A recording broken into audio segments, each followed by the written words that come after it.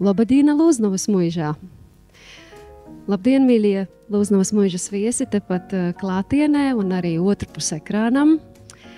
Mēs ļoti priecājamies, ka varam turpināt šo literāro sarunu tradīciju Lūznavas muižā. Un 2024. gada tāds simbolisks atgādinājums arī ir par latīņu drukas aizliegumu, kas šogad 120. gada dienu, tā teikt, atceres dienu svin, ar kuru mēs arī, protams, šīs sekas un tās ietekmes izjūtam līdz pat mūsdienai. Gribējām vērst uzmanību šim apstāklim, vēsturiskajam faktam un arī tam, cik svarīga ir valodas nozīme cilvēka identitātes, cilvēka personības attīstībā. Un tāpēc šeit visiem klātesošajiem, man liekas, ir šodien liela laime piedzīvot klātienē tikšanos ar prozaiķi, neapšaubāmi talantīgu un ar ļoti bagātu un sulīgu valodu apveltītu autori Laimu Kotu. Ar aplausiem.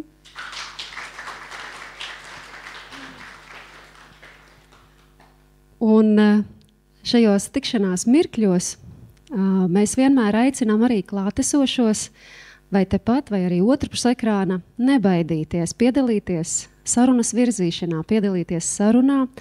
Ja nu kurš vēlas, var jautāt jautājumu arī tepat no zāles, bet arī mums ir tādas apkārt klejojošas piezīmju lapiņas, kur var uzrakstīt jautājumu. Es pieņemu, ka varbūt būs kādi interesējoši, intrigējoši, vai katram kāds varbūt tāds savs palicis neatbildēts jautājums, kad ir izlasīts kāds Laimas darbs, jo Laima sevi ir pieteikusi arī šobrīd kā fantastiska, milzīga, brīnumaina darba tulkotāja, un bez tam vēl ir dzirdētas ziņas par miniatūru mākslu, kura šobrīd arī Laima attīsta. Ir bezgala daudz saruna tematu, un mēs ļoti priecājamies, ka literatūras zinātniece Ilga Šupulinska palīdz mums vienmēr tikt ar sarunām galā un arī virza šīs sarunas. Un, protams, paldies Rēzeknes novada pašvaldībai un Valsts kultūra kapitāla fondam, kuriem pateicoties mēs arī varam rīkot šīs literārās sarunas. Lai mums ir piepildīts izdevies vakars.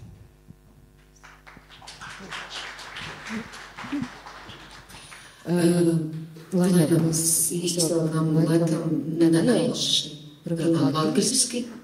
Droši vien tas ir saistīts ar daudz dzimšanas faktu, ka Rāzekņiem, Rāzeknes Kalnas puse tev ir pazīstama. Bet itamā reizī droši vien, ka mēs vairāk tomēr runāsim otrā latviešu valodas paveidā. Tikai tamā brīdī, kad kāds grib vaicot, vai ir kāds komentārs, mēs, protams, ka pieņemsim abus. Un man patiešām ir liels prieks, Laima, redzēt Lūznavas muižā, kā man likās, mēs jau esam tikšās bieži šajā vietā, bet izrādās tomēr citur. Un tas sakšanās prieks un laiks vienmēr ir tik īsts, ka no vienas puses liekas tas nebeidz, jo turpinās grāmatā. Bet no otras puses, kad reiz satiekot Laimu, man šķiet, ka ir ļoti daudz tēmu, ko var pārunāt. Un no tiem jautājumiem, ko es piedāvāju, es tomēr laikam sākšu ar zināmā mērā personisku jautājumu, un tas varētu būt šāds. Laimai ir drosme mainīties. Piekam kardināli.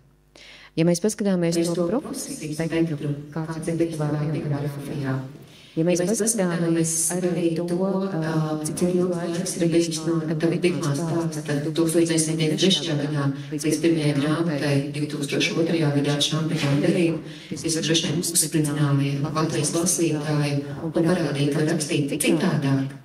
Šobrīd līdz kultūra maiņām, tātad no Latvijas uz Turciju. Tas jautājums ir kā neviens uzdod vienkārši, no kurienes jūs mainīties, ko tu iegūsti, bet varbūt arī jāiedzinās, ko mēs arī zaudējam, tais brīžos, kad kardināli izmainās uz savu dzīvi. Es zinu, kas ir mūziķi, bet nobraucot garām, kur uzrakst. I sirds tai izadzīdavoja. Todēļ, kā Žogoto azars, pie Žogoto azara muna tāva sāta bija, munas babas sāta. Jūs zināt, valodas, kā cilvēki saka, muna leluoko profesorīņa, muna baba. valodas ziņā. Un pie Černojas baznīcā, Černojas Mitru visi rodi, nu ķenītes, man bija cīši svarīgi īlikt latgaļisku valodu vienā no savām gromatēm. Mainētīs, laikam dzēve pīspīž. Un tikai tagad, kad ir pagājuši pusgadsimts, vairāk, tad es saprotu, ka manā pašā dzīvē es pati esmu ieguvusi vienmēr tad, kad esmu ļāvusies, lai liktenis man drīzāk ved pie rokas, nevis spirināties pretī. Un cilvēks jau visu kaut ko var izdomāt, jo redz, es pēc mākslas skolas kaut kā, man tētis arī bija izdomājis, nu tā, tu pabeigsi lietišķo mākslas skolu, tad tu mācīsies mākslas akadēmijā, un es to ļoti gribēju, un grafiku, un zīmēšanu, un kļūsi māksliniece, un tad, bet ziniet, dzīve visu maina, jo es pēkšņi iemīlējos, pēkšņi piedzima bērns pēc gada, un viss, un mans tētis gauži raudāja, pārdzīvoja par to, ka viss, dzīve beigusies, bērns piedzimis sievietei, ja, tas bija 82. gads, atcerieties paši, tas nozīmē, ja tev ir bērns, viss, tu esi dzīvi norakstīta, nekādas skolas, viss.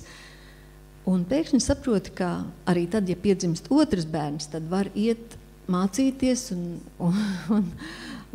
es laikam ļoti esmu pateicīgs tieši saviem skolotājiem.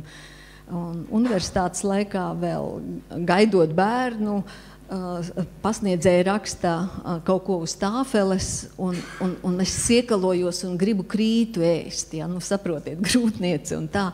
Bet ja tu ļaujies šiem visiem procesiem, tā tad mācies, cik vari, auklē bērnus, dzimst bērni, vai es iedomājos, ka es varētu rakstīt nekad mūžā. Jo pēc vēstures fakultātes beigšanas es strādāju arhīvā. Un man teica, jā, tu tāda aktīviste un visu kaut ko izdomā, vai tev tas spēles darbs būs interesants. Bet tā bija tāda bagātību lāde. Un es tikai atveru vienu lietu un saprotu, jā, tā ir apliecina dzīvu cilvēku eksistēšanu, notikumu kādu. Vienalga, vai tā būtu, jo es strādāju pie dažādiem, pat pie zooloģiskā dārza vēstures izpētes, pie Kuzņecova porcelāna fabrikas vēstures noskaidrošanas, kādi dokumenti ir. Un man tas viss kā dzīvā filmā parādījās. Vai arī, kad pēkšņi vispār dzīvi maina, un es gribēju dzīvot tikai laukos, un te mana māsīca ir, un viņa labi zina, ka es tikai par laukiem vien runāju, par lauku māju, un pēkšņi tagad tā lauku māja te ir, un saprotu, ka tā ir pilnīgi cita dzīve. Un sākas 90. gadi, un piedzimst vēl 2 bērni, un govis, un cik labi, ka tās govis bija, jo atcerieties paši, ja mēnesī saņem 15 naudiņas vai kaut kādas, neatceros, cik tās bija, labi, ka tev tā govs ir, labi, ka tu iemācies visus darbus. Un ja es domāju, ja es būtu metusi visu plinti krūmos un skrējusi atpakaļ sūdzēties mammai, cik dzīve grūta, es noteikti tā nesēdētu. Un vieglāk ir tad, ja tu iesēdies tajā laivā un peldi, un ļauj, lai tevi nes. Un es, protams, pati arī daudz ko daru. Man ir airi rokās, es apmēram zinu, kur es gribētu tikt, bet ja pēkšņi tā laiva man peld, un tas ir Bosfors, kāpēc ne? Un tad es tieši to tā arī atļaujos pieņemt un saprotu, jā, es taču to tagad varu darīt. Man ļoti patika viens ļoti slavenas dziedātājas teiciens, tikai es pati zinu, kā ir bijis patiesībā. Alla Pugačova. Īstenībā tiešām klausoties jau tādu ekskursu savā dzīvē, var pamanīt, ka ļoti daudz izlietas, kur tie airi noderējuši šķiet. Jo tikai par paļaušanos uz likteni to nosaukt grūti. Bet uzreiz varbūt arī savu atbildēt aizskatīt tēmu, kas ar mani es vienmēr saku tā, ka, ja es dzīvotu citā laikā, es droši vien šādi vispār neaiziet. Jo arhīvs patiešām ir ne tikai cita pasaule, bet ir iespēja, līdzīgi kā daudziem šobrīd telefons, izdzīvot citus laikus, citas dzīves, citas pieredzes, neizejot no tēpas. Bet, mēs dzīvojam citā laikā, tāds iespējas tomēr nav. Un mans jautājums ir atkal paturpinot šo te jau rakstušo, radošo laboratoriju.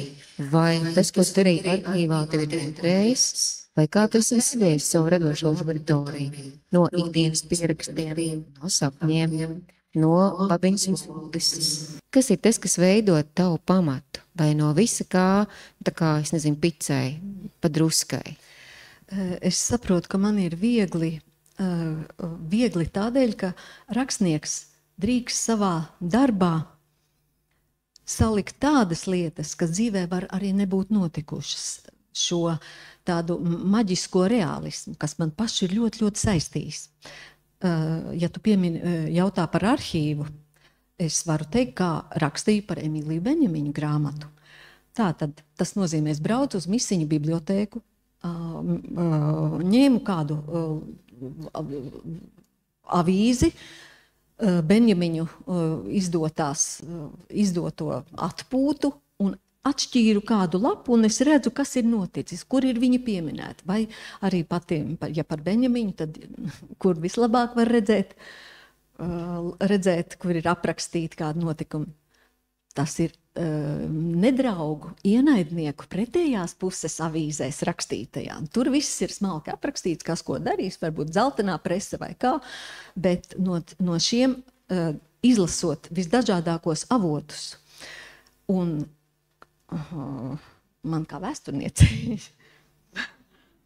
es saprotu, ka kā rakstniece es drīkstu šos materiālus interpretēt, kā es viņus vēlos.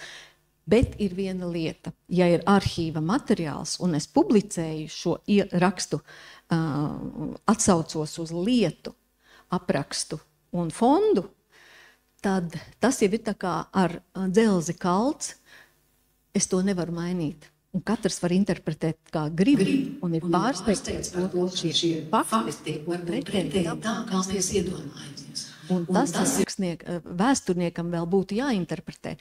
Man interpretācijas tur nekādas nebija. Es rādu to, kas notiek, kā mēs redzam šo personību, un kā viņi parādās pilnīgi citā gaismā.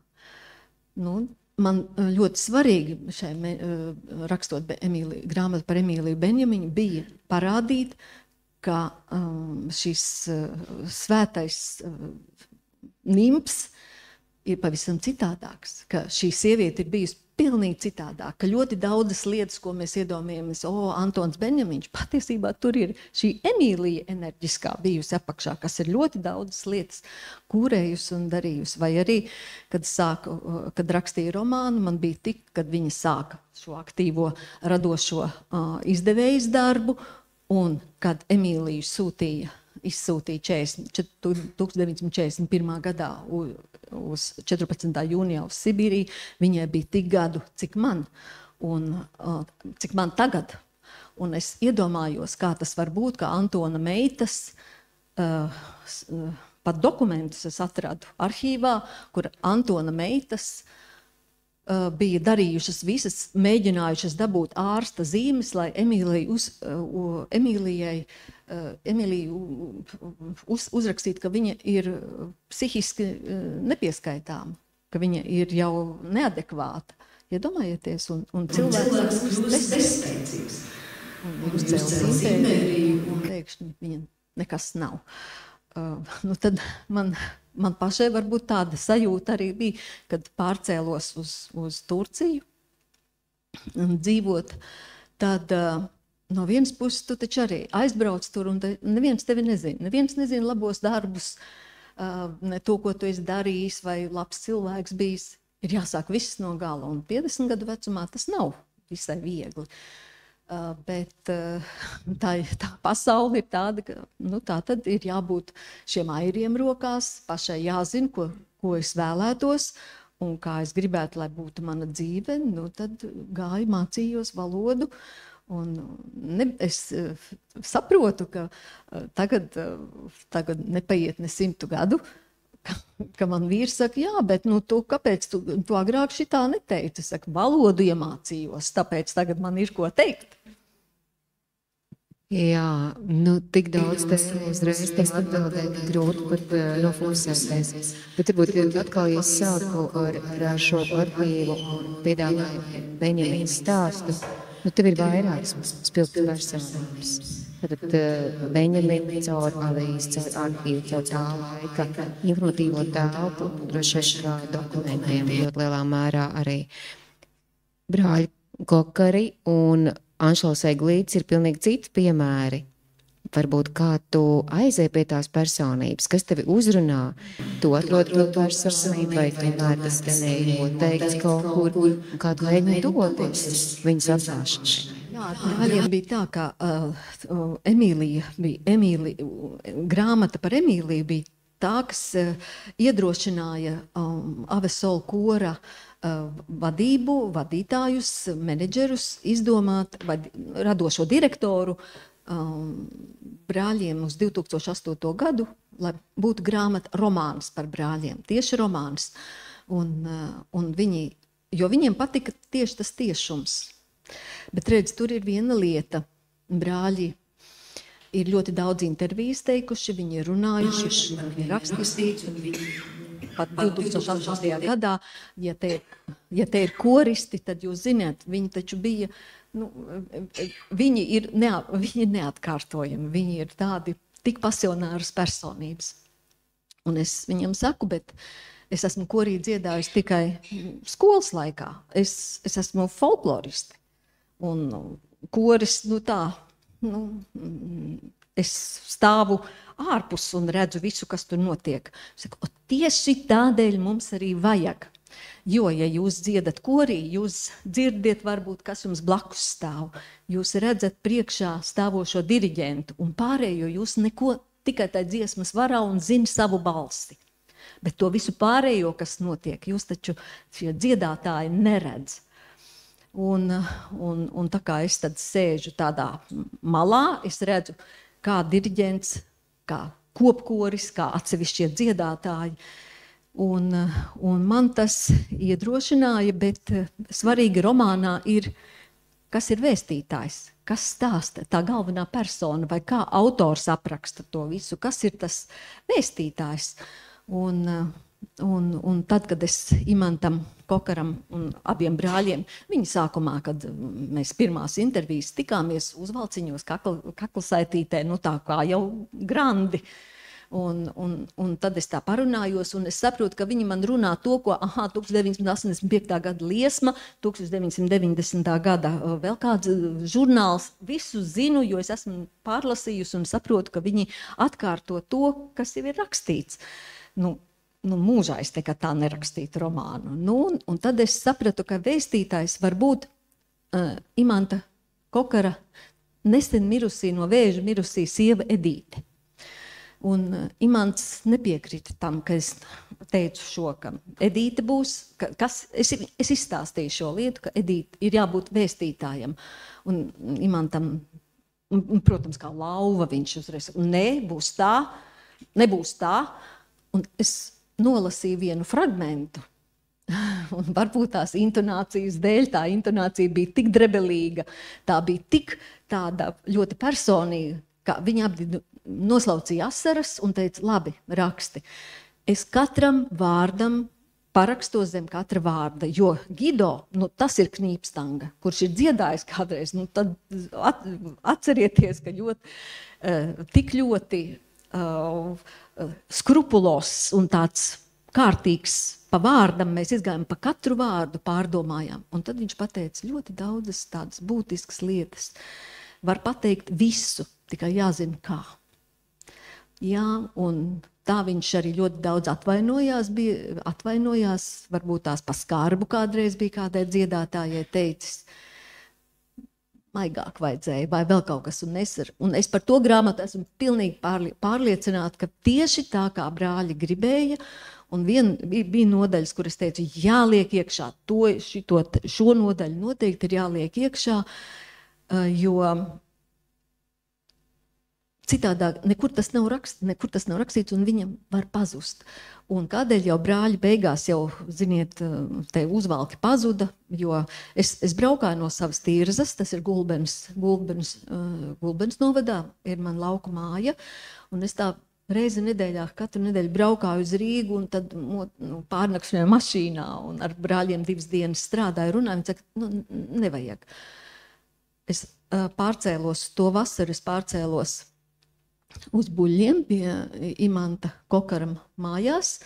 Mēs iekārtojam tā savu dzīvi, un beigās strādāju, un beigās Imants Kokars teica, šito beidzam, 8:30 ir kafija.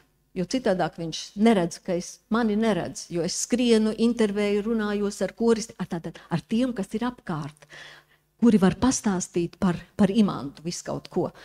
Un visbūtiskākais ir tā, ka viņi kā, neviens arhīvs varbūt to neapliecinās, bet viņi saka, mēs esam nodzīvojuši gandrīz 100 gadu. Beidzot, mēs varam runāt, kā bija. Tā taču kā autoram, tā ir ļoti liela vērtība, un viņi ļoti daudzas lietas arī tā runāja, un tad vēl tur, kad tu izvīji to vārdu un vēl kaut ko uzprasi, bija lietas, ko viņi turējās braši, bet tad es arī varēju uzzināt no citiem šo slāni, par ko viņi tikai piemin. Daudzas tādas lietas bija. Jā, tagad bija konservatorijā bija liels skandāls, bet runājot kā koristes, avesolmeitenes, ak, Dievs, kas tur viss ir bijis, un nav ko uztraukties tik daudzas lietas, vai cilvēki, vai ir mainījusies attieksme, vai arī šie diriģenti redz pavisam citādāk koristes. Bet iedomājieties tādu situāciju. Gido, viņš ar sērkociņu savām koristēm kleitu apakšas nomēra, lai visām vienādi.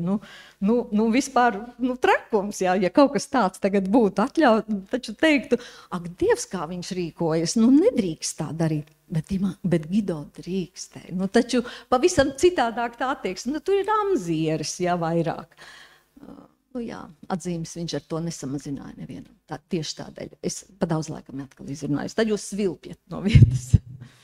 Nē, ir tieši labi, un tā ir atkal cita pieredze, kas ir ļoti tūtām personībām, īstenībā saplūstot gan ar to vidi, gan ar katru cilvēku, kas viņus pazina un viņus pašus. Un kā bija ar Anšlavu?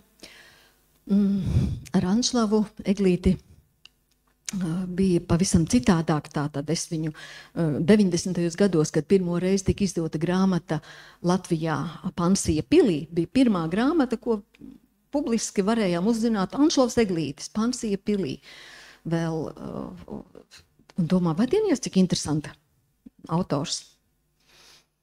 Un pirms pāris gadiem, kad manai mammai bija veselības problēmas, es atstāju tātad Stambulu un pārcēlos uz Ogri, kur mamma visu mūžu dzīvoja. Viņa bija medicīnas māsa un strādāja Ogres centrālajā slimnīcā, un mammai palīdzēja ar veselību. Un, lai mammai būtu jautrāka oma, es aizgāju uz Ogres bibliotēku, paņēmu grāmatas, un tās bija Anšlava Eglīša grāmatas, kas bija no ārzemēm tīrīto bibliotēku fondiem atsūtīts uz Ogri, un tātad var teikt visas Anšlava Eglīša grāmatas. Un mēs sēdējām agri no rīta, es esmu tas agrais putns, mēs agri cēlāmies 5 no rīta, jau gaisma ir.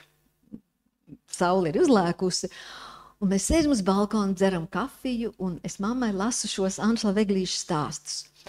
stāstus un tik interesanti, un abas smejamies, un tik jauki, un es tā apraudos un saku, vai, cik labs rakstnieks, nu, kāpēc viņš tādā aizmirstībā, nu, kāpēc par viņu tik maz zina, un, nu, redz, es lakatiņā paraudāju, mammai pasūdzējos, bet Gundaga Repše ar Daci Sparāni, ar redaktori, viņas, Gundagai bija tieši tāda pati doma par Annu Brigaderi.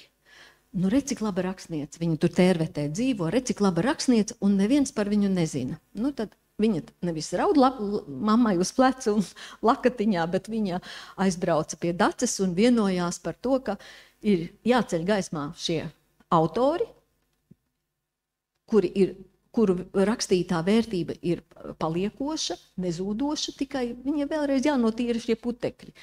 Un tā kā es visu Anšla Veglīti jau biju izlasījusi, es teicu, negribu, piedodiet, lai Marģers Zariņš piedod vai vēl, es gribu tikai Anšla Veglīti, jo es visu par viņu zinu. Bet ziniet, tad, kad tu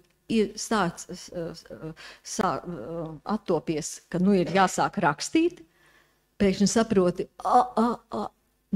pēkšņi sāk ņām, saproti, pavisam citādāk ir, ja tu visu zini par viņa dzīvi. Un viņš pats ir par savu dzīvi tik skaisti uzrakstījis, tad ir trakums, ka tas viss būtu, vai tad atkārtot, tak nē. Nu, un tad es izdomāju, kā viņš varētu justies vietā, uzrakstīt romānu, bet tas bija jau 3. variants, par to, ko Anšlavam Eglītim viņa enciklopēdijās ir ierakstīts tikai viens teikums. No 1944. gada līdz 50. gadam viņš dzīvoja Vācijā. Viss. Un pēc tam tā sākās Amerikas dzīve, un vai arī līdz tam turpinās. Un tā tad uz šī viena teikuma bāzes uzrakstīju romānu, kā tad viņam ir gājis Vācijā, man bija svarīgi pateikt, kādēļ Anšlavu Eglīti Latvijā, viņa grāmatas bija slepenajos fondos, kādēļ par Anšlavu Eglīti viņš bija, kāpēc viņš pats negribēja braukt uz Latviju pat pēc 90. gada, viņš 91. gadam ir tas gan. Un man gribējās tieši šos svarīgos punktus pateikt. To es arī veicu. Jā, un tādā veidā tev izdevās droši vien pateikt milzīgi paldies ļoti lielai daļai trindas autoru, jo tie likteņi trindā ir bijuši ļoti, ļoti dažādi. Bet droši vien, ka tev ir jāpiekrīt, ka Anšlaus Eglītis visā tai autoru kopā izcēlās ar ļoti daudziem īpašiem punktiem. Un tad, kad savulaik, jau gadus 10 atpakaļ, man studentiem bija jālasa arī trindas literatūra, tad es atceros, ka ar Anšlavu vispār nebija problēmas. Ne tikai tāpēc, ka viņš bija daudzrakstītājs, bet tāpēc, ka tas lielais mēmais un viņa pieredze gan ar kino, kas mūsdienās jau vispār ir viens no laikam pieņemamākajiem jauniešu pasaules uztveres veidotājiem, gan arī ar to ļoti īpatnējo šī piesēdētāja pieredzi. Vai ne? Man šķiet, ka viņš tiešām šādā ziņā ir unikāls. Un tie ir tādi papildus bonusi, kas ļauj saprast arī viņa daļradi, jo viņa daļdarbi arī ir tā vērts, lai viņus cilātu un tā vērts, lai viņus atkārtot izdot. Jā. Kā tev šķiet, kuru darbu tu gribētu redzēt pēc Pansī pilī? Es nezinu, vai te var dabūt talu, ko tu gribētu varbūt vēl? Man rakstot par Anšlavu Eglīti Vācijā, man bija ļoti tāda atvieglojuma sajūta, tāda mierīguma sajūta, ka es varu rakstīt visu kaut ko, par ko viņš tur ir darījis vai nav darījis, vai ko viņš nav varbūt darījis, bet viņš tur romānā visu dara. Jo Ieva Struka, es zināju, ka Ieva Struka literatūras zinātniece rakstīs par viņu tādu vēsturisku pētījumu, un paldies Dievam, ļoti brīnišķīga grāmata. Ja bibliotēkās ir, ņemiet abas divas grāmatas par Anšlavu Eglīti. Un man pašai ļoti patīk šie tiesanāk, piecelties tiesanāk. Ak, Dievs, tur taču var pārsmieties, bet redz, viņš prot rakstīt ironiski. Un tā ir viena ļoti tāda lieta, ko uzrakstīt ir ļoti grūti, saraudināt ir ļoti viegli autoru, lasītāju, bet tā, lai tu vari pasmieties pats par sevi vai ar ironiju un mīļumu vienlaicīgi aprakstīt, lai šie varoņi būtu gan traģikomiski un lasītājam mīļi iepatiktos, tā ir ļoti liela māksla, un Eglītis to prot, gandrīz visos darbos. Amerikas periodu es pat neapskatīju, viņš to visu ir tik skaisti jau uzrakstījis, roka neceļās atkārtot, ticiet man. Jā, un par komēdijām jau vēl varētu runāt par to atsevišķo stīgu, kas viņam ir bijusi. Nu, labi, iesim tālāk. Anšlaus ir Anšlaus, katram jāizlas grāmata, vismaz tavējā, un tad varbūt kādu citu. Ai, jā, vēl par Anšlau. Nu, redz, viņš mākslinieks. Viņš ir studējis mākslas gleznošanu, bet viņa kundze Veronika Janelsiņa bieži bija pieminējusi, nu nevajag tev Anšlau tērēt krāsas, jo viņš tā smuki racionāli uzzīmē un izkrāsoja, kā viņa uzskata. Es tikai citāts, tikai atsaucos. Un viņam bija, paldies Dievam, ka viņam tāda indeve bija, ka viņam bija šie zīmējumi. Katrā grāmatā viņš zīmēja. Un tādēļ man arī bija ļoti svarīgi šais, rakstot par Anšlau Eglīti, iezīmēt tā kā vecas fotogrāfijas, tā kā citāti apakšā rindiņa parakstīta. Pavisam citādāk to grāmatu uztvēru.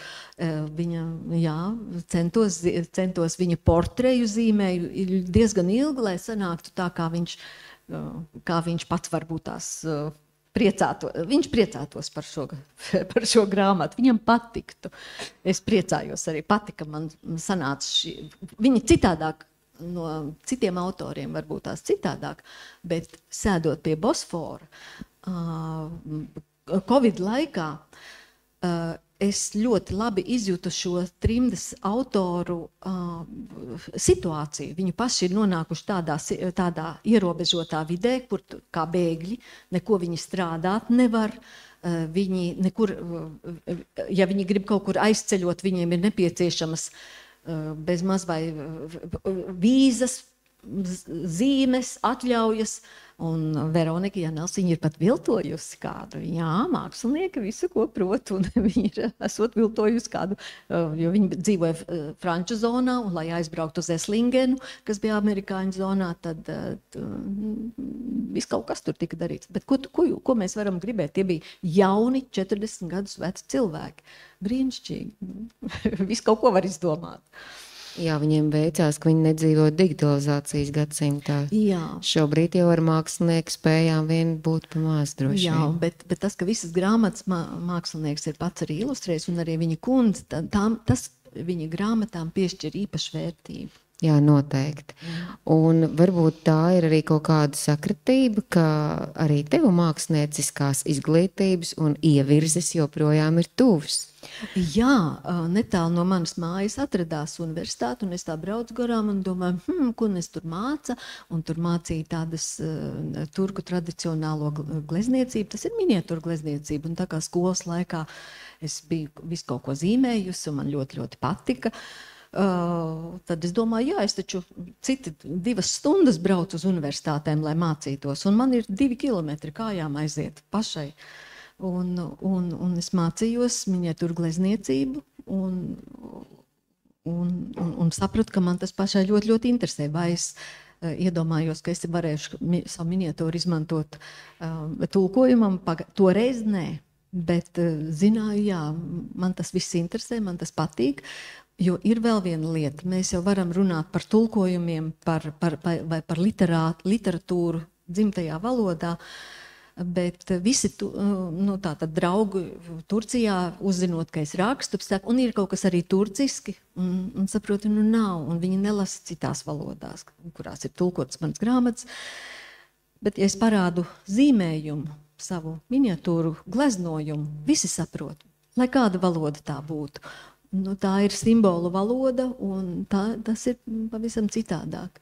Tā kā, es pat domāju, kā autore, es domāju latviski, jūtu latviski, bet, lai visa pasaule mani saprastu, tad pietiek ar zīmējums runā vairāk nekā valoda. Jo viņiem var šķist, ka tā ir paņem latviešu valodas grāmatu, un tie ir ķeburi. Vai mēs gruzīnu valodu varam lasīt, tur ir tā kā skaisti tamborējumi, jā. Bet kas tur ir teksts? Rustavellī, pieņemsim. Bet ja mēs nonākam līdz simbolu valodai, tu pat pieminēji maģisko realismu, Un, ja varbūt šampiņonu derība vēl nē, tad cilpa un totēmi un ducis noteikti nāca ar šo stīgu tavā daļradē. Nezinu, kā klātesošos, bet mani un manu studentus uzrunāja ļoti, jā, jo mēs tur būrāmies un meklējām, un ko tik mēs tur nesaskatījām tais darbos, bet tādā veidā mēs katrs droši vien mēģinājām nonākt līdz savai dziļuma asī, būtībai, zemapziņai, tam, kas cilvēku veido un ko tu nespēji izskaidrot nekad. No kurienes tevī šī, jāsaka, tendence, šī vispār vilkme pēc šāda rakstīšanas veida? Man šķiet, ka visa pasaule no tā vien arī sastāv. Tik padod man pastāstīt tā, lai nevar noticēt. Cilvēki nevar noticēt notikušajam. Un reizē es atceros, ka pirmo reizi tāds liels mani ļoti uzrunāja svecīšu vakars Mitru kapos. Mitru kapi, kurš ir bijis, tas zina, tātad ir vakars, novembris, svecītis, un tu ej un migla, un viss, un ziniet, tādi vāli veļās. Visu, ko mēs varam izdomāt, kas var no šīs miglas iznākt ārā, ko tu vari satikt. Vai arī braucot vilcienā, visādi tēli. Vai arī katra mājās, kuram ir kaķis, zina, kā kaķis vecā mājā uzvedās. Un pēkšņi, es pati atceros gadījumu, pēkšņi atverās durvis, un mums tāds vecais kliņķis atverās durvis, un tu nevar saprast, vai caurvējš vai kas, un kaķis kurš ir redzējis Straumi, filmu Straumi, tur kaķis tā ieņem tādu pozīciju, ja? Un mana kaķene arī tā ieņem pozīciju tādu, ka viņa skatās, kurš te iet, es jau viņu neredzu. Man šķiet, tikai aklais to neredzētu. Un, jā, es spēju tikai uzrakstīt, un man tas bija ļoti būtiski. Vai arī par Anšlavu Eglīti. Es grāmatā gribēju uzrakstīt, kādēļ viņu šo Andreja Upīša attieksmi pret trimdniekiem. Mēs pieminējām trimdniekus, kā tas ir, un es to uzrakstīju tā, ka varēja saprast, Andrejs Upītis ir uzrakstījis vēstuli un nosūtījis tādu lamu pilnu vēstuli vai nolādējuma pilnu vēstuli Anšlavam Eglītim. Un pēc tam Lelde Stumbre, dramaturģe, kas ir ļoti racionāla, arī varētu teikt, mēs noticam viņas rakstītajam. Viņa teica, Laima, vai bija tā vēstule? Es teicu, paklausies, viņš ir uzrakstījis, Andrejs Upīts ir uzrakstījis Bezsaules noriets. Viņš ir visus latviešu trimdas rakstniekus nolīdzinājis ar zemi. Tagad mūsu tie kritiķi, es jums teikšu godīgi, tādā līmenī kā Upītis, neviens nekad mūžā, paldies Dievam, savus kolēģus nav nolicis. Es laikam kļūšu, skrīveri man nekad neuzaicinās laikam ciemos, jā. Jo kā Upītis ir izturējies pret trimdas rakstniekiem vai arī pret šiem visiem autoriem, kuri, kaut vai Eglīša tēvu pret Viktoru Eglīti, ja, kas bija vecie viņi cīņu biedri un draugi. Viņš pateica, tak ļoti labi, ka viņš nomira. Iedomājieties kāds, ja, tas Upītis. Lūk, un Lelde man prasa, Laima, tāda vēstule bija. Un es viņai atsaucos uz šo grāmatu, mur, kaut ko eju garām, ja, jo es taču labi saprotu, ka tāds Andrejs Upītis nekad nenolaidīsies, lai uzrakstītu vienu vēstuli, kaut kādu vēstulīti. Bet Lelde noticēja. Un man kā rakstniecei tas bija ļoti, ļoti svarīgi. Viņa noticēja šai, ka tāda vēstule ir bijusi. Jo grāmatu Upītis uzrakstīja 60. 69. gads, man liekas, bija. Drusku agrāk, kad viņš vēl tāds nikns bija. Jā, 60. gados. Tas jau bija stipri vēlāk. Lūk, un man tas ir ļoti būtiski. Tu pastāsti vai arī daudzas situācijas pieņem, kā tā tas varētu būt. Tādi visādi debesu brīnumi, kas notiek. Ļaujos, man ļoti patīk. Tas, principā, tā ir pati dzīve. Jā? Tātad nav tāda viena avota, kas liktu šo mītiskumu, misticismu, zemapzinīgi un tā kā izcelt tavos darbos. Kā ir ar austrumu kultūru? Tu tagad esi jau tajā iekšā, un kā tu jūti? Varbūt šīs līdzības un atšķirības, un arī šajā aspektā, cik tur ir svarīgs šis maģiskais reālisms, šis nenotikušais brīnums vai kaut kā gaidas, noslēpuma gaidas, līdz galam nezināmais, un tātad, cik tas tur ir būtisks? Man ļoti ir paticis Džalāluddīns Rūmī.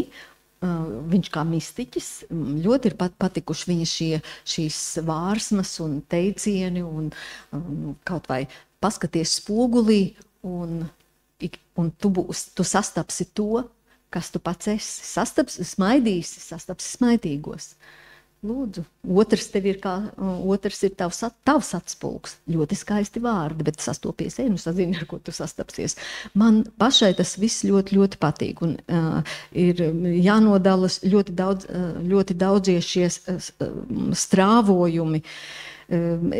Es neko daudz nevaru izteikties, jo, zini, austrumi smalka lieta tāda. Ja? Labāk paklusē nekā zaudē galvu. Pateiks lieku vārdu, viss cauri putniņu nenoķers. Putniņu vēl noķers, bet vārdu nenoķers. Un austrumi māca izturību, lēnprātību vairāk kā šeit ziemeļos, ko mēs esam pieraduši teikt visu skaidri, patiesi, īsti teikt skaidru valodu. Ak, Dievs, lasot Orhanu Pamuku, es sapratu, tur taču kā izrīkojas. Pataisno, galva nost un uz mieta, uzdurta viss, un pēc tam brīnumi nekādi nenotiek.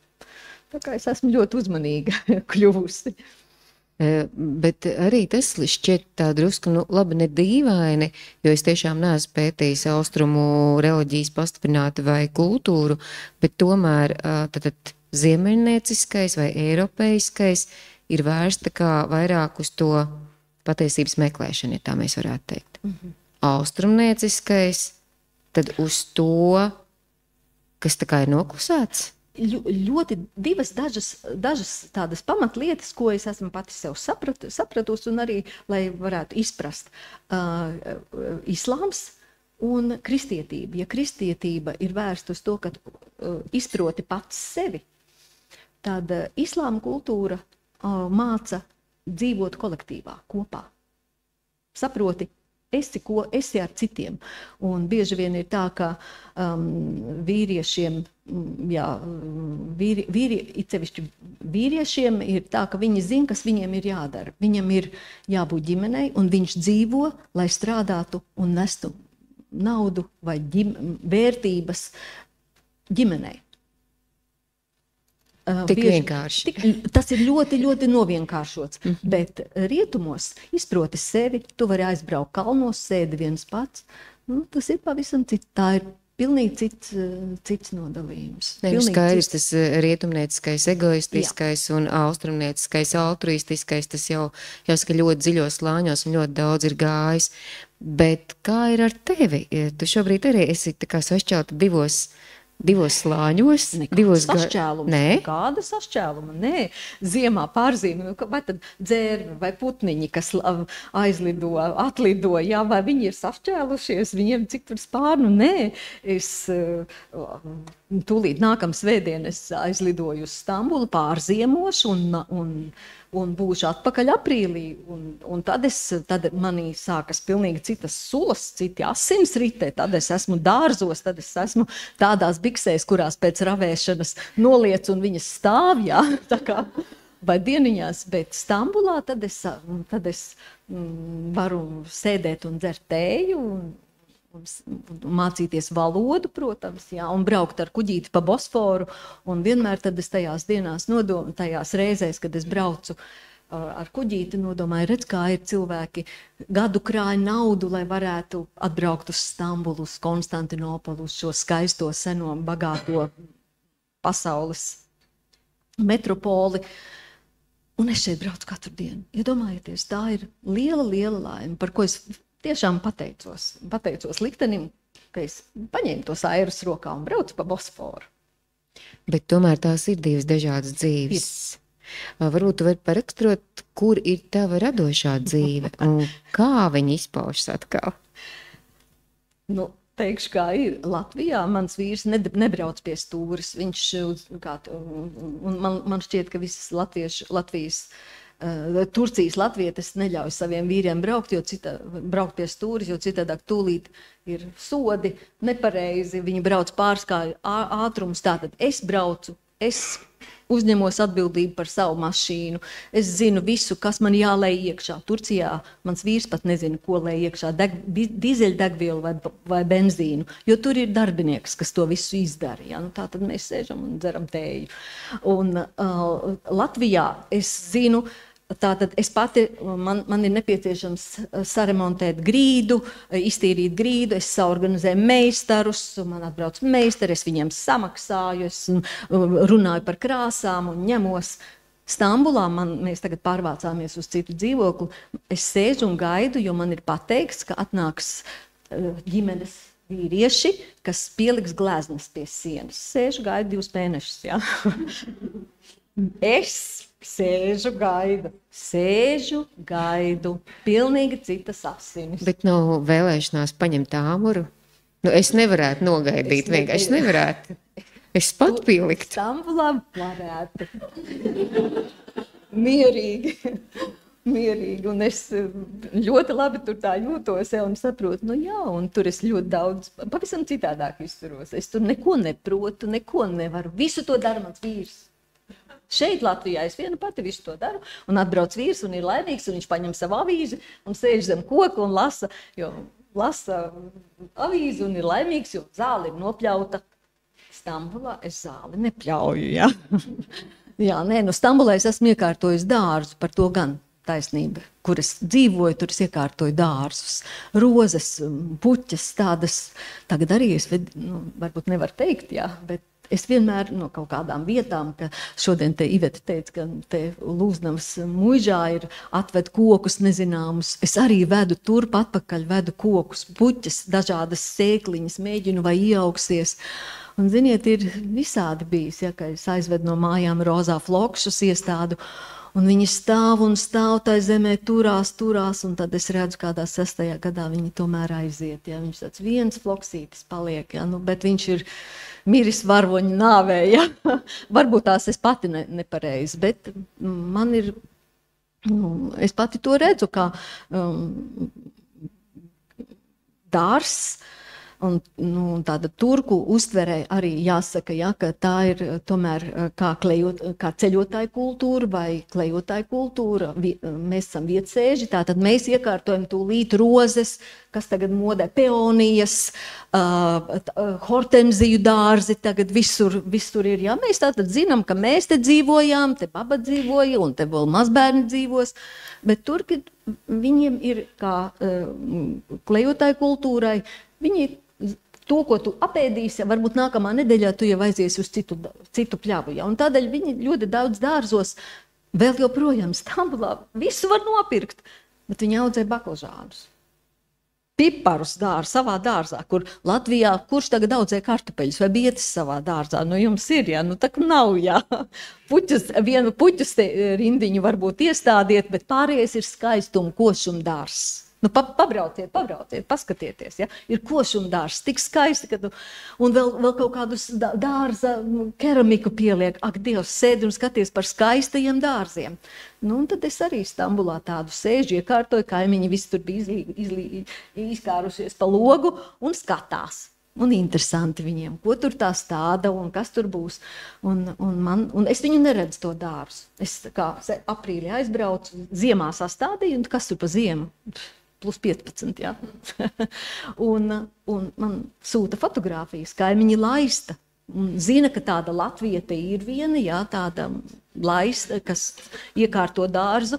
Nu, no vienas puses arī maģija, ja tu visi ezotēriķi runā, vai taisi mandalu un pēc tam Daugavā.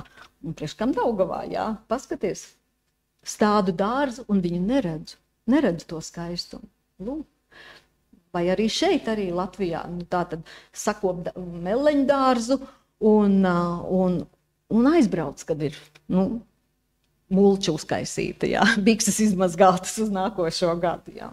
Lūdzu, es nedomāju, ka man ir šī divas dvēseles, ir viena tā dziesma, viens mūžiņš ar to vienu dvēselīti, divi vai kāds dažādi mūži ar to vienu dvēselīti, pēkšņi izgāja no prāta. Bet es saprotu, ka es to ļoti labi pieņemu un izdzīvoju un saprotu, kā tas var būt. Tas tevi tātad nevis sašķeļ, bet tieši otrādi tā kā veido vienā veselumā, un tas tev ir svarīgi. Bet kur paliek radošais? Labi, dārs. Ziema. Jā, tad tikai Turcijā. Kāds ir tavs ikdienas darba ritms? Turcijā? Jā. Divas ziemas, pagājušā un aizpagājušā ziema pagāja tulkojot, tas nozīmē agri no rīta. Ceļos ar azānu, un azāns sākas bieži vien 5, 6, tātad aicinājums uz rīta lūkšanu, man ļoti patīk tā, ka tu saproti, azānam man ir jādzird baznīcu zvanu, jo tu saproti, kurā vietā tu atrodies, vai azāns, un uzreiz tu saproti, kur tu atrodies. Un tā kafija. Un es atveru datoru, un sākas pilnīgi cita pasaule. Un es tiešām daudz stundas sēžu un strādāju, tulkoju 2 ziemas. Tātad no oktobra līdz aprīlim man ir jāiztulko. Atpakaļ ceļa nav. Jādara viss. Un man ļoti patīk disciplīna, ritms, miers, lai neviens netraucē. Covid bija brīnišķīgs, tāpēc, ka nekur nebija jāiet, nekur nebija lieki jāskraida, vai vēl kaut kas tik daudz varēja padarīt, uzrakstīt.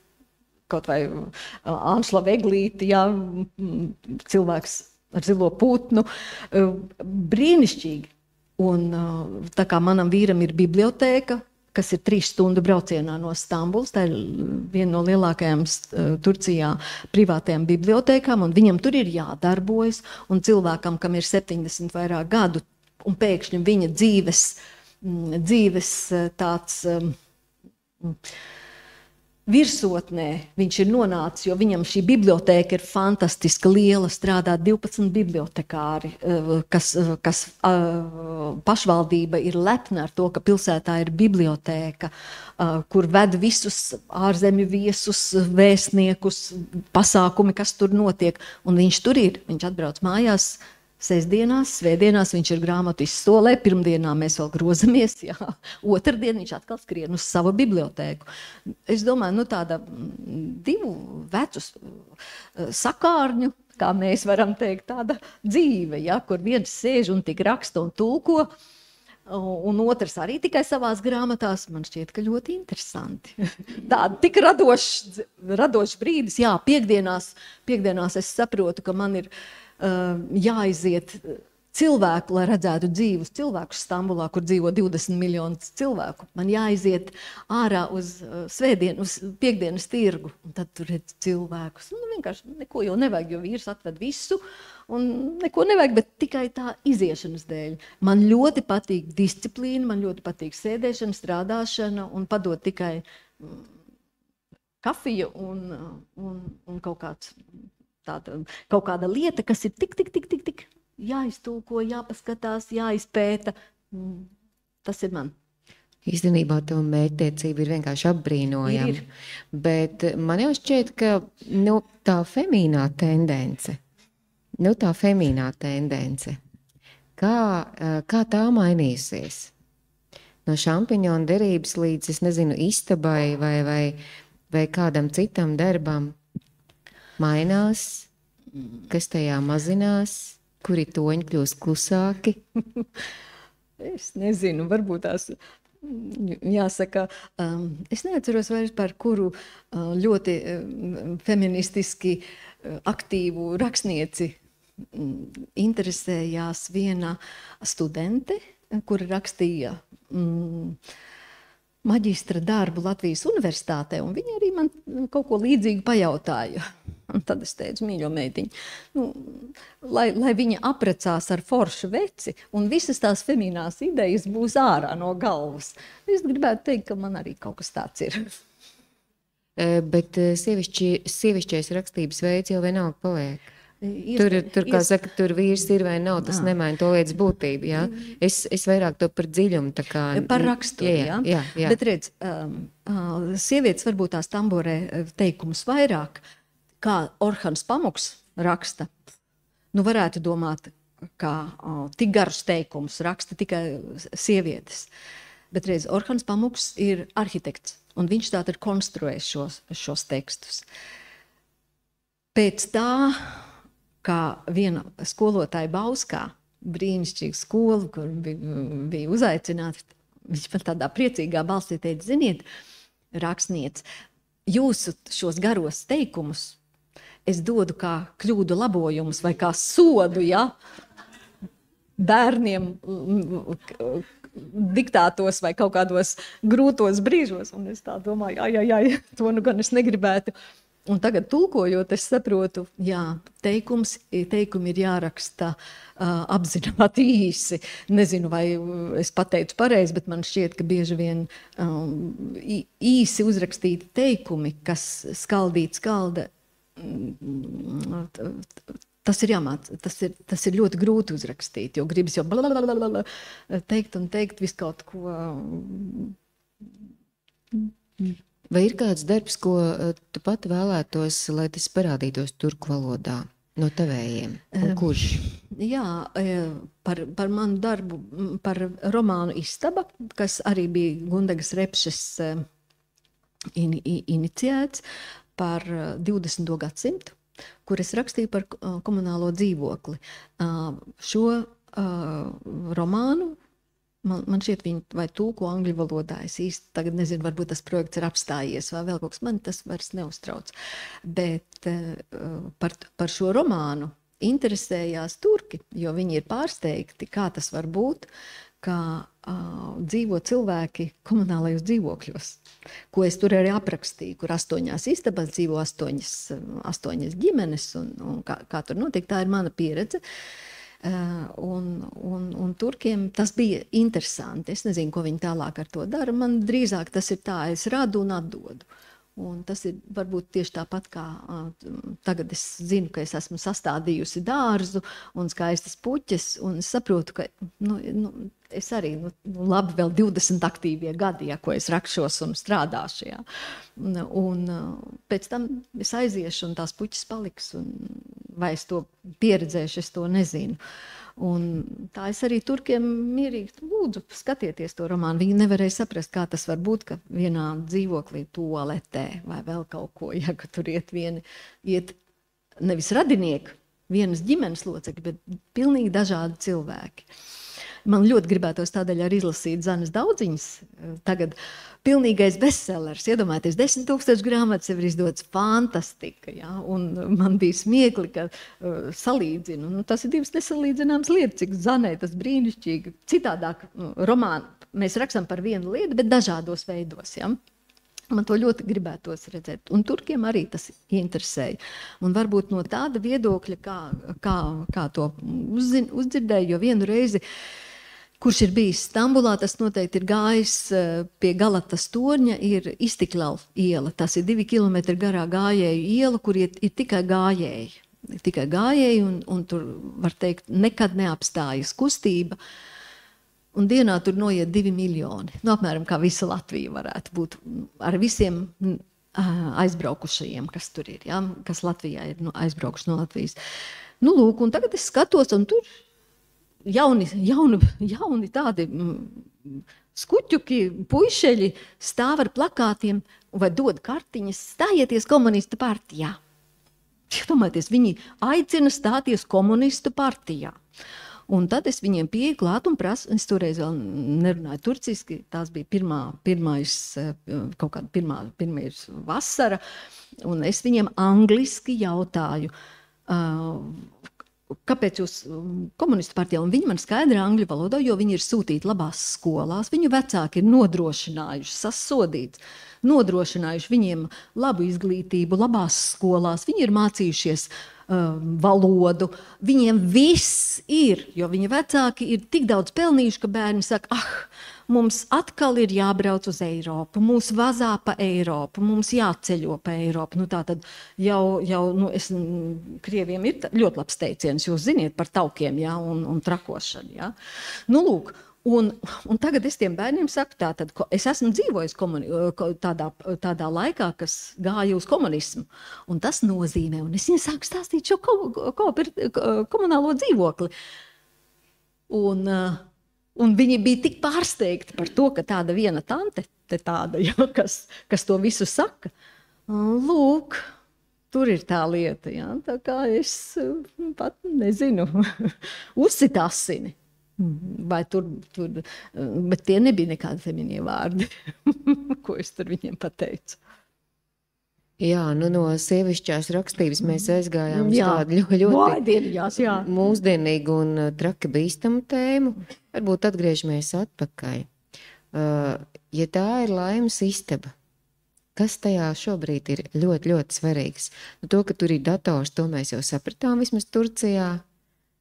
Bet vai cik svarīgi tev ir sava telpa? Un kā tu atkal šais divās kultūrās dzīvojot vari panākt, ka tu esi mājās? Jā, māja ir tur, kur es to pat iekārtoju, un to es sapratu no tā, ka mums bija jāpārceļas uz citu māju vietu.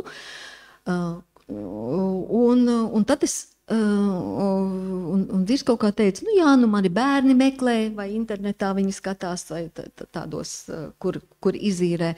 Un es domāju, ko bērni? Bērniem ir savi bērni, un viņiem ir savi darbi, un es pati sāku meklēt, un es zināju, ko es gribu.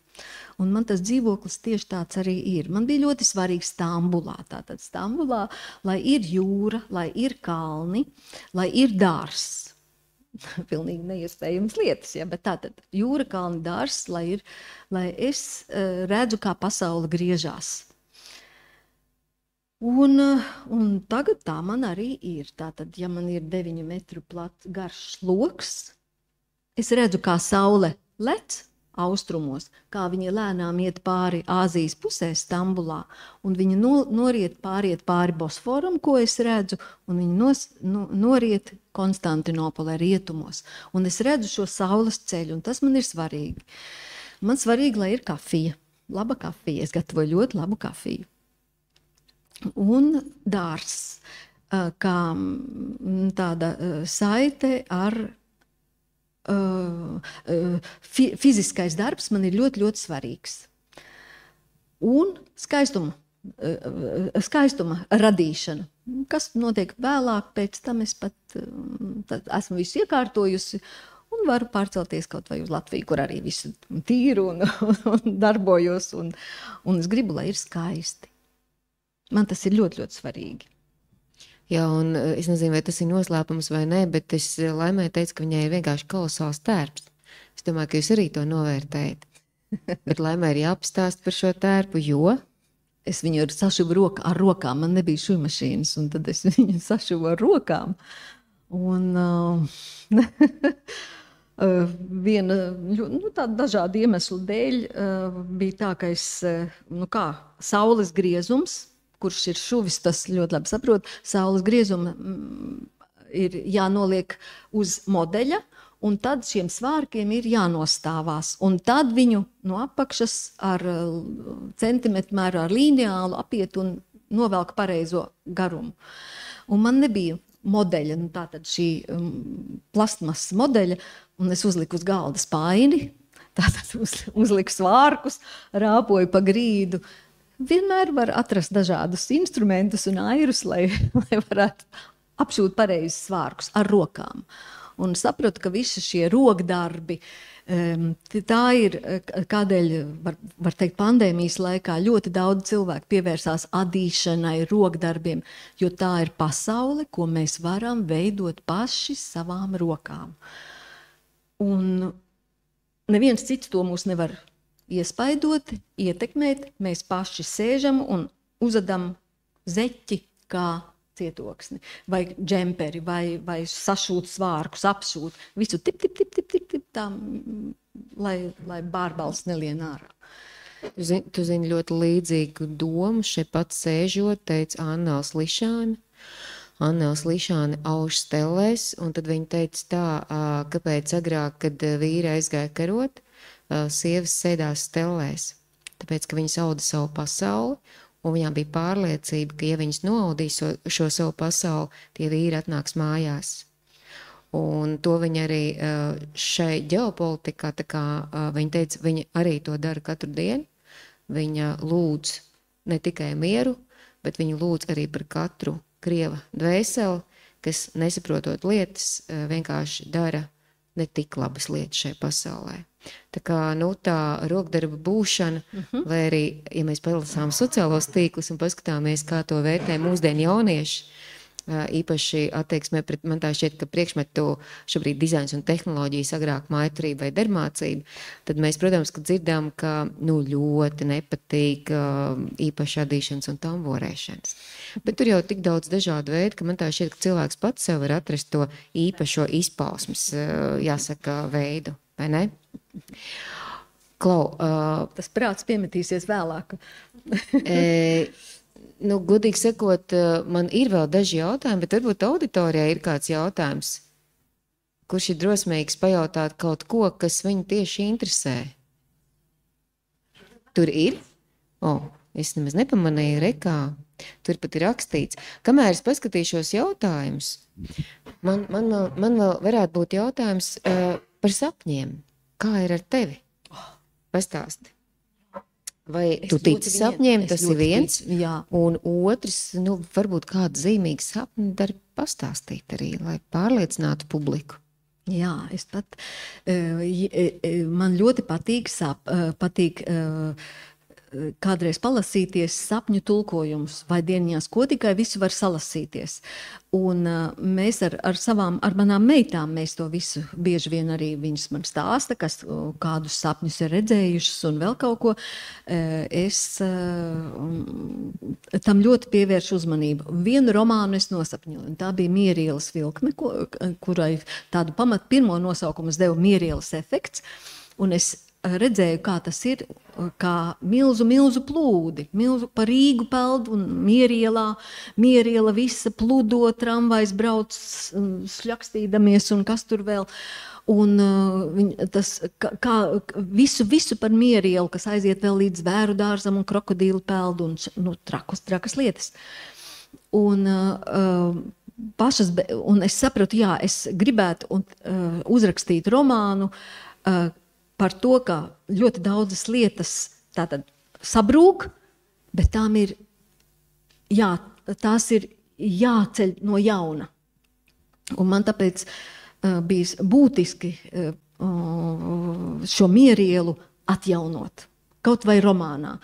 Tā kā man Mierielā es 2009. gadā nopirku dzīvokli, kad sāku remontēt, tad meistars noņēma vecās flīzes kas bija pie sienas un vannas istabā, un caurums uz ielu.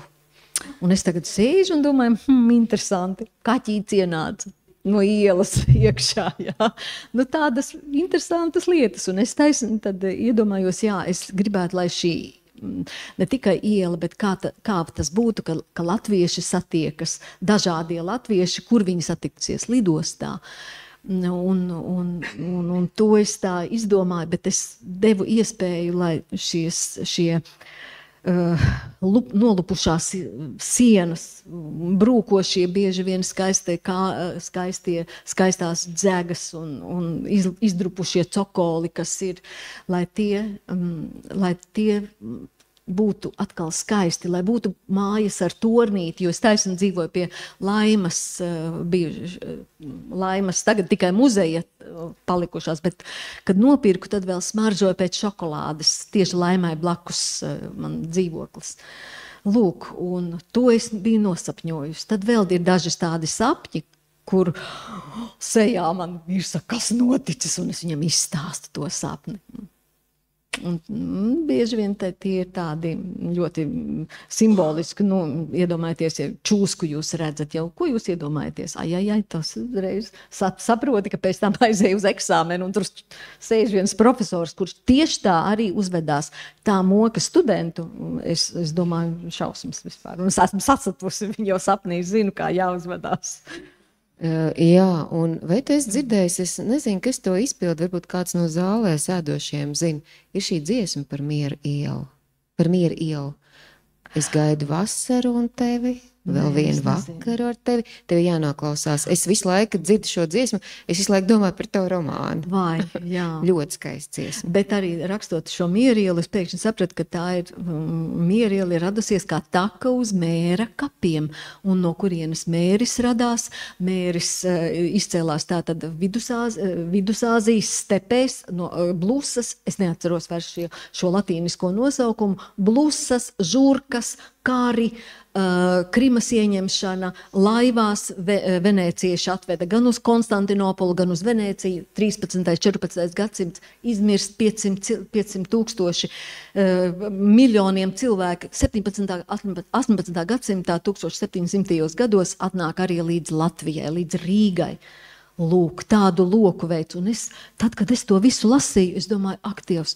Bet kāpēc man tas vēl pašu interesē? Varbūt tas neattiec uz jautājumu, bet jaunāko Orhana Pamuka romānu, ko es iztulkoju, šis romāns tā arī sauc Mēra naktis. Un Orhans Pamuks 5 gadus no 2016. līdz 2021. gadam sarakstīja romānu Mēra naktis.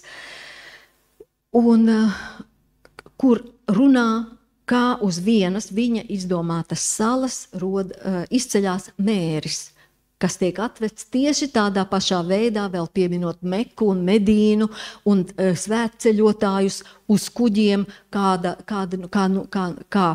notiek bloķēšana, kad visa šīs salas dzīve apstājas un uz salas, kas ir viņa izdomāta sala, bet tik reāla, kur dzīvo gan grieķi, gan turki, kā viņš saka, gan ticīgie, gan grieķi, gan vēl ļoti interesanti tie vārdi, ko es meklēju, tātad veselu ziemu sēdēju ar sajūtu, tūlīt jāiet mazgāt rokas.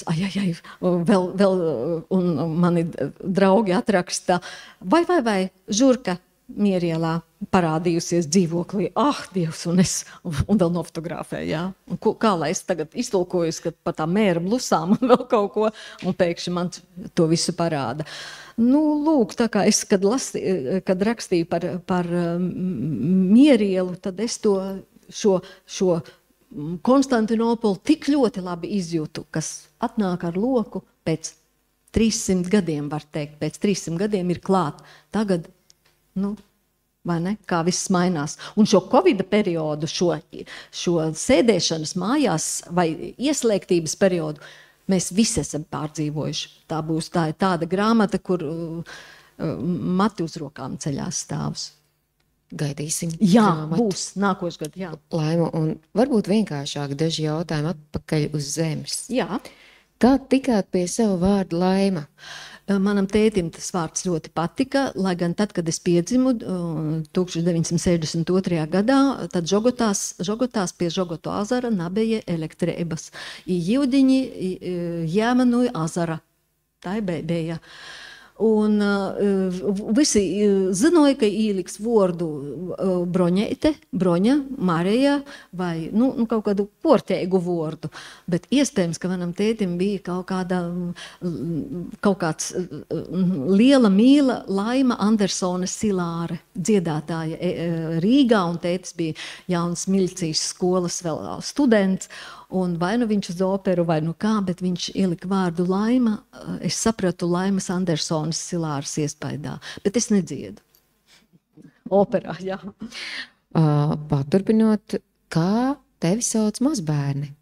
Man ir, jāsaka, pa metieniem. Manam dēlam, pa metieniem mazbērni, jā. Manam dēlam ir 2 meitas, Matilda un Terēze. Un viņas mani sāk saukt par nonnu. Itāļu valodā nonnā, es sapratu, jā, arī turku valodā ir šūpuļdziesma, Ninne. Nu, tā tad auklē bērniņu un dzied ninnes. Un jaunākie, mazākie bērni atkārto, ko ir mazākie mazbērni, kas man ir 2,5 gadi un gadu veci. Un tie klausās, kaut ko dzird, nu tā tad es esmu Nanna, man jau ir vienalga, ka tikai pazīst. Un turpināt par mazbērniem, vai skumst pēc mazbērniem, kad esat tālumā? Kad tālumā ļoti skumst. Kad klāt klausieties, es esmu ļoti laba vecmāmiņa un tiešām, bet es esmu tā pārgurus pēc tam, jā, ziniet, es pēc tam sēžu tā, jā, acis tukšas un saprotu, ka viņiem tas pulveris ir iekšā, bet es esmu atklājusi dažas lietas, ko es saprotu, kā iemanījusies, kā var aizmidzināt dienā, jo man dēls ir uztaisījis vienas tādas šūpoles, un es paņemu bērniņu, ja, paņemu Viktoriju mazo, un šūpojās, un ziniet, tas siltums un tā šūpošanās, un 5 minūtes, un man meistardarbs, bērns guļ. Nu, tā taču ir, jūtos ļoti gandarīta. Jā, un es esmu ļoti laba vecmāmiņa. Ņemos un daros, lai gan es jums gribu teikt, mēs ar saviem bērniem tā neņēmāmies. Viņi bija daudz patstāvīgāki. Tagad man meita vēl saka, mamma, tev ir jābūt, tagad kaut kas tur jādarās, jāspēlējas ar viņiem. Es arī visu laiku nevaru saprast, tas ir labi vai slikti. Mēs sevi nodarbinājām paši pareizi. Jā. Bet šī brīža bērns vajag nodarbināt. Tagad ir jānodarbina, viņiem ir jāparāda, ar viņiem viss ir jāiet kopā, no vienas puses traki. Es nezinu, vai es tā gribētu. Ir kaut kādas blēņas, ko es pēkšņi saprotu, klusums, jūs ziniet tādu klusumu, tad ir tūlīt jāskrien, ja, jo viņi jau lēnām cierē uz trepēm, tur ir tas ir bīstam, izskatīs ārā par vēl kaut kādu, tad man no vienas puses vēl mazi tie bērni, bet lielākiem es neteiktu, ka man tā patīk, jo agrāk taču, es arī aizbraucu pie babas un mēs darījām visu, jā. Tik pēc tam pasauc uz ēšanu un bērni atskrien un pazūd atkal līdz vakaram, jā. Viss. Un dzīve laukos. Man drīzāk kaut ko tādu, šādu modeli gribētos nevis kā tur iet un visu laiku to bērnus motivēt, vai arī, iedomājieties, man atbrauc mazmeitu brālēns un malku jākrauj. Es saku, Madar, ejam. Un viņš izdomā, kā tur ratos salikt malku un vēl kaut ko, mēs izdomājam visu kaut ko. Atbrauc mamma un, ziniet, taisni bērnu par bērnu sabojāšanu, te vecāki bieži vien ir. Un Madar saka, man ir garlaicīgi. Un mamma tad izdomā spēles. Viņa met kaut kādus šķīvis, tad viņa vēl kaut ko tur izklaidē. Es domāju, Madar, kā es tevi gaidu uz malkas kraušanu, un ir interesanti un ēd visu, jā. Tad ir tāds gluži cits jautājums. Kas ir tavs mīļākais talismans vai simbols? Vai tev tāds ir? Jā. Talismans man drīzāk man nav, bet man ļoti patīk sudrabs. Kaut kādas sudraba lietas. Un tā kā es pati esmu gājusi mācīties, tā viņu sauc teļkārī, tas ir sudraba lietu darināšana, tad man patīk tādas sudrabu, ja es varu uztaisīt visu kaut ko no sudraba. Uztkārī, tie ir mani, gatavotie. Lūk, un tās ir ar rokām darinātas lietas, vai arī kaut vai ir kaut kāds galdauts, un tas ir tamborēts ar rokām, un es labi zinu, vai darināts ar rokām darināta lieta. Tā ir uzreiz pilnīgi cita vērtība, enerģija, un man tas ļoti patīk. Es tev piekrītu, sudrabs ir neaizstājums, cits starpā 3x3 eviks darinājums. Tā kā, jā. 3x3 vienmēr arī iemāca šī sudraba lietas darināt, bet tur vienmēr ir tāda rinda, ka es vēl neesmu tikusi pat uz darināšanu, tikai uz zābaku šūšanu. Bet, Klau, kā tu izvēlies rotas paturpinām, bija arī tāds jautājums. Daļai jau daļai atbildēji. Bet... Jā, varbūt tādēļ, ka manai mammai, kā medmāsai, savulaik slimnīcā tātad nedrīkstēja būt rotas. Nedrīkstēja karāties auskari, manai mammai nebija auskaru. Man to ļoti gribās. Man varbūt tādēļ, ka nebija. Vai arī ir vēl viena lieta, un varbūt mana māsīca Zita tur ir, un viņa zinās, mums vienmēr apgrieza īsu zēngalviņu matus. Jo tētis bija tātad milicis, viņš bija krimināla eksperts, tētis arī kādreiz izsauc uz izsaukumu, un mēs mājās 3 meitas paliekam. Mammai dežūra. Tātad arī no bāriņtiesas, no bērntiesību lietām pilnīgi vecākiem atņemtu mūs uzreiz, jā. Bet lūk, kā uz skolu jāiet, matiņi jāsapina, un mums tādēļ bija tādi apgriezti īsi mati. Un tās bija tādi vienmēr brālēnu meiteļus mums bija jānovalkā, ja? Tādi, un bieži vien uzrunā tevi par puiku. Un rotas ir kā tāda papildus enerģija, kas man pašai un es saprotu, ka man gribās garus matus, un man ir bijusi tā, ka es apgriežu īsus matus, bet man ir bijusi bize līdz grīdai, līdz mugurai, ja? Ir bildes pat kaut kādas, tagad es pat izbrīnījos, ka tāda ir, un šie auskari, kas atbaida ļaunos garus vai kā, bet viņi džing skan, un visi mošķi aizbēg projām. Vai es runājos ar vienu antropoloģiju, un viņa saka, jā, bet aproces, viņas taču ir tādas, kas aiztur šo enerģiju. Man ļoti tas viss patīk, bet viņš dod, ka tu roku, man nav tagad aproces somā palika, ja, neizvilku, bet ka tu pavisam citādāk jūties, ja ir šīs rotas. Un bieži vien tas redziet, Latvijā mums ir nepieklājīgi, ja esi zeltā un vēl kaut kas. Turkiem jūs neesat redzējuši, kā precās turku, sevišķi pie Urfas, tas ir pie Sīrijas, tur ir jābūt, puisis vispār tikai lūgt roku drīkst, ja viņš ir uzdāvinājis kilogramu zelta. Tādas rotas, te mēs ar saviem maziem auskariņiem, spīgulīšiem vispār varam klusēt. Un ja latviešu sievietes sauc par merkantilām, tad jūs turcietis neesat redzējuši, man gribas teikt, mīļie puiši, kur ir jāuzdāvina zelta josta, zelta vēl kaut kas auskari, aproces, ko dāvina līgavām. Zeltam ir jābūt, tā kā neuztraucieties, tikai nevajag. Nav man zelta, man nevisai patīk. Jā. Laima, kuru romānu būtu jāiztulko latgaliski? Tas ir interesants jautājums. Es par to padomāšu. Kas tevi dara laimīgu? Laimīgu tagad. Ziniet, laimīgu manu darīju kaut vai šodien. Es braucot man bija tātad jātiek līdz Preļiem. Un no Madonas, kā brauc tātad no manas mājas, ceļš ir tāds, jūs zināsiet pēc nosaukumiem un sapratīsiet šo ceļojumu kartē. Tātad Tirza, Cesvaine, Madona, un tālāk tur pēkšņi sadalās ceļš, kas aiziet uz Varakļāniem un uz Preļiem. Man vajadzēja uz Preļiem. Un es domāju, asfaltēt ceļš, neasfaltēt ceļš, zemes ceļš, vai kā es domāju, braukšu pa Preļu ceļu. Un tas ir brīnišķīgs asfaltēt ceļš. Es vilkos lēnām, jo skatījos, cik skaistas ir šīs Latvijas sētas. Un iebraucot pie Teiču purva, pēkšņi tur ir, skatos, mašīnas stāv, varbūt tās vai lasa dzērvenes, vai ko jau iebrauc teritorijā, tur pat ir uzraksts, un pēkšņi ir uzraksts Latgale. Ar baltiem burtiem uz sarkanu. Vai tur nav jāraud? Tā ir laimes sajūta.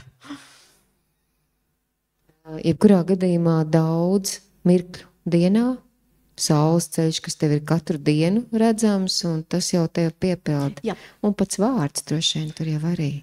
Laima visu laiku ir laimīga. Labi, bet ir vēl daži nopietnāki jautājumi.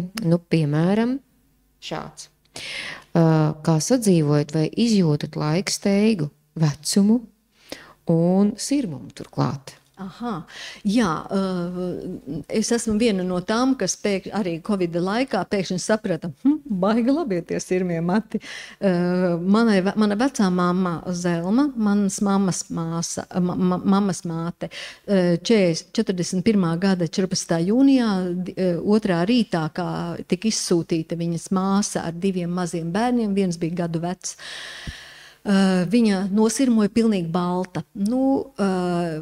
Es saprotu, ko tas nozīmē, un tagad redzot sevi viņas vecumā, viņa 40 gadu bija, kad vecmāma kļuva sirma, lēnām pēkšņi saprotu, ka ģenētika kaut kā atgriežas atpakaļ. Es neuztraucos par to, un ja es kaut kur pat lasīju, ka blondi mati uz vīriešiem iedarbojas citādā, ka man vairs uz nevienu vīrieti iedarboties negribās, es sapratu, es būšu tāda, kāda es esmu, un ļoti labi jūtos. Jā, tikai kaut ko es saprotu, ka Zemgalviņa tā vairāk nebūs, jo es esmu apgriezusi matus, pieņemot kardinālus lēmumus savā dzīvē un noskuvu matus uz nulli. Man ir tādi brīdi bijuši, tāds brīdis ir bijis. Un tomēr gribās kaut kādu rullīti vai vēl. Smieklīgi, ka turkiem ir tik biezi mati, ja, ka viņi ziniet, hamamos redzu peldu mati, ja, un man tik daudz ir varbūt uz galvas, ja, cik viņi ir izķemmējuši pirmā reizē. Mani neuztrauc vairāk šis vecums, bet, ziniet, sasodīts ir viena lieta. Garsta lido. Bet tā miesa maita pēkšņi saka, jā, vai dieniņās tev krika ir iemetusies un tu nevari piecelties, vai, lai sāktu iet, ir lēnām jāsāk tipināt, jā. Klausieties, kad tas tā varētu būt bijis. Un tā kā es esmu liela skrējēja, man bija Kaukāzas kuces, ar kurām, lai viņas kustētos, ir jāiet skriet 7 un 15 kilometri. Un, ziniet, un tagad, kad es domāju, kur ir īsākais ceļš, jā, jo gribas baudīt šo mieru jau, tad es saprotu, vecums lēnām nāk, vai grabēdams, vai kāds, bet, es apciemoju savu krustmāti, pa mammas līniju, viņa ir 85 gadi, iedomājieties, brauc mašīnās, stādi dārzus. Es saprotu, tā tad mans liktenis arī tāds varētu būt, jā. Bet, līdz uzvarošajām beigām ir jānes, bet, miesa maita kādreiz to garu atgādina, ka viņa arī ir ne tikai tās garīgās vērtības mums, jā. Tā ir, bet kustība noteikti glābs to pasauli. Pareizi. Jā.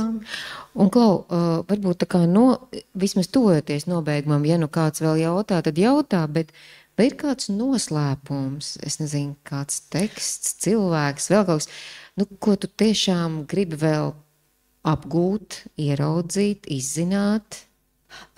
Ja parādīsies, ņemšu pretī, jā. Ja parādīsies, bet nav tāds dienas kārtībā, ka viss tā kā rit savu gaitu. Man ļoti patīk tāda mietpilsoniska, mierīga dzīve.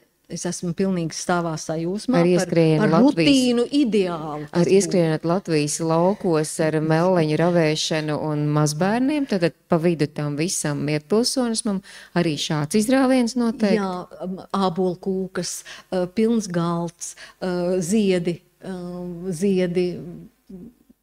ir tik daudzas lietas, man tas ļoti patīk. Es atstāju pašās beigās tādu tekstu. Laima, jūs esat cīši naparasta sīvīte. Prīca par jūs. Paļģis. Paļģis par sarunu. Paļģis. Un es cīši ceru, ka Laimai patiešām izadūs itos divas pasaules ne tikai savienot savā dzēvī, bet jāsaka arī mūsim, kā lasētojam parodēt pilnīgi citā gaismā. Un mēs cīši ceram, ka Lūznavā, ņemot vērā, ka tas aktīvais pūsmas vēl ir vismaz 20 gadu garumā, mēs noteikti sazatiksim atkārtot. Paļģis šodien.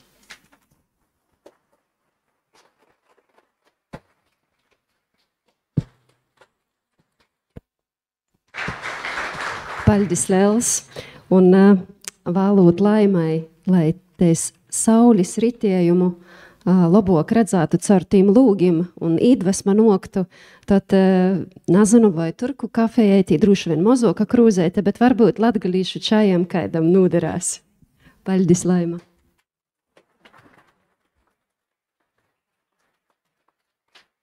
Ilgas stiprinājums tev no Latgoles Griķim.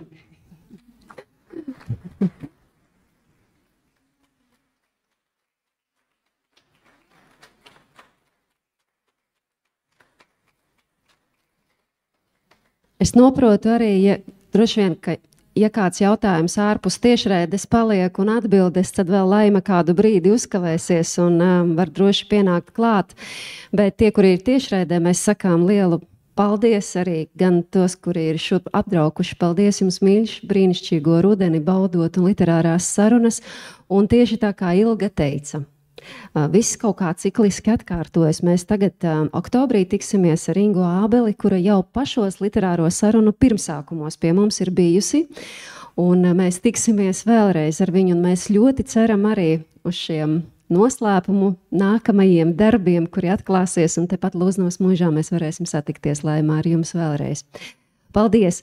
Un aicinu uz kobildi, jo mums ir tradīcija, ka mēs aicinām mūsu viešņas runātājs tepat priekšā iestāties publikā kaut kur un tad uztaisīt kobildi.